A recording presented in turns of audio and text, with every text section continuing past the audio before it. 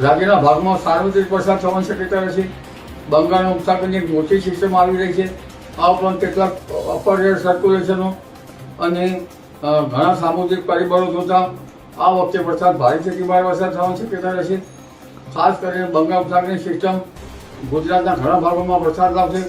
તારીખ 14-15માં પૂર્વ ગુજરાતના ભાગો, ત્યારબાદ લગભગ મધ્ય ગુજરાત, ઉત્તર ગુજરાતના ભાગો અને ઉત્તર લગભગ સાબરકાંઠાના ભાગો અને કચ્છના ભાગો તેમજ સૌરાષ્ટ્રના ભાગોમાં વરસાદ થવાની શક્યતા રહેશે. જેમાં દક્ષિણ ગુજરાતના ભાગોમાં ભારેથી ભારે વરસાદ થવાની શક્યતા રહેશે. જૂનાગઢ, અમરેલીના ભાગોમાં ભારે વરસાદ થવાની શક્યતા રહેશે. કેટલાક ભાગમાં અતિભારે વરસાદ થવાની શક્યતા રહેશે.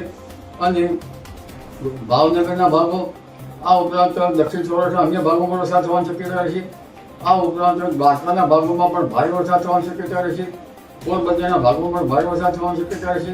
જામનગરના ભાગોમાં પણ વરસાદ થવાની શક્યતા રહેશે. રાજકોટના ભાગોમાં ભારે વરસાદ થવાની શક્યતા રહેશે. કચ્છના ભાગમાં ભારે તો ક્યાંક અતિભારે વરસાદ થવાની પણ શક્યતા રહે.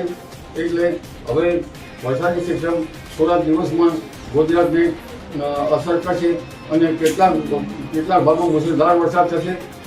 આથી કેટલીક તબાહી સૂચક વરસાદ હોય ત્યારે જનતાને કાળજી રાખવી ઈચ્છ રહેશે. કારણ કે આ સિસ્ટમ મજબૂત છે અને સૌરાષ્ટ્રના ઘણા ભાગોમાં પૂરની સ્થિતિ રહી શકે છે. ગુજરાતના કેટલાક ભાગમાં પણ પૂરની સ્થિતિ રહી શકે છે. મહેસાણા, કચ્છ અને લગભગ ગુજરાતના ઘણા ભાગો, અમદાવાદ, ગાંધીનગરમાં પણ મુશળધાર